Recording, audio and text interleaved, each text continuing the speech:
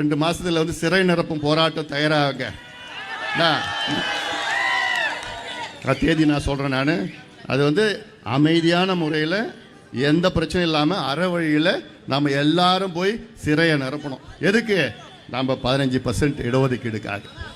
அதனால் அதை நான் தேதி மட்டும் சொல்கிறேன். எந்த பிரச்சனையும் இல்லாமல் அமைதியான முறையில் 5 லட்சம் பேர் நம்ம எல்லாம் சிறை நிரப்பு போராட்டம். இது ஏதோ வன்னியர் பிரச்சனை கிடையாது. தமிழ்நாட்டில் எல்லா மாவட்டத்திலும் நடக்க போகுது. அதனால் இதையெல்லாம் நீங்கள் மனதில் ஏற்றி சிந்தித்து நல்ல வருகின்ற தேர்தலில் நல்ல முடிவெடுங்கள். ஆனால் இன்னைக்கு தேர்தல் இன்னும் 6 மாதம் இருக்கு. ஆனால் இன்னைக்கு நீங்கள் என்ன முடிவு தெரியுமா செய்யணும்? யார் வர வேண்டும் என்பதை விட யார் வரக்கூடாது என்ற முடிவை இன்று எடுங்கள். யார் வரணும், அடுத்தது யார் வரணும் என்பதை விட யார் வரக்கூடாது என்ற முடிவை இன்னைக்கே நீங்க எடுக்கணும். யார் வரக்கூடாது? யார் வரக்கூடாது? திமுக வரக்கூடாது. திமுக வரக்கூடாது. அந்த முடிவு எடுங்க. எனக்கு ஒரு ஆசை. கடலூர் மாவட்டத்தில் 9 சட்டமன்ற தொகுதிகள் இருக்கிறது. இந்த 9 சட்டமன்ற தொகுதியிலும் திமுக டெபாசிட் இழக்கும்.